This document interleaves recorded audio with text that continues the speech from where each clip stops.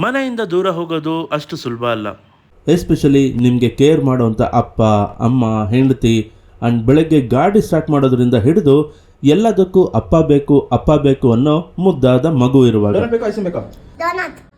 ನೀವು ಹುಟ್ಟಿದ ಊರು, ನೀವು ಇಷ್ಟಪಡೋ ತಿಂಡಿ ಆ್ಯಂಡ್ ಎಸ್ಪೆಷಲಿ ನಮ್ಮ ಬೆಂಗಳೂರು ಕಾಫಿ ಕಂಡ್ರಿ ಎಲ್ಲ ಬಿಟ್ಟು ಹೋಗಬೇಕು ಅಂದರೆ ಮನಸ್ಸಲ್ಲಿ ಒಂಥರ ನೋವಾಗುತ್ತೆ. ಆದರೆ ಎಲ್ಲರಿಗೂ ಡ್ರೀಮ್ಸ್ ಅಂತ ಒಂದಿರುತ್ತೆ ಅಲ್ವಾ, ಅದನ್ನು ಚೇಸ್ ಮಾಡೋ ಹಾದಿಲಿ ಎಲ್ಲದನ್ನು ಬಿಟ್ಟು ಬೇರೆ ಕಡೆ ಹೋಗಲೇಬೇಕಾಗುತ್ತೆ.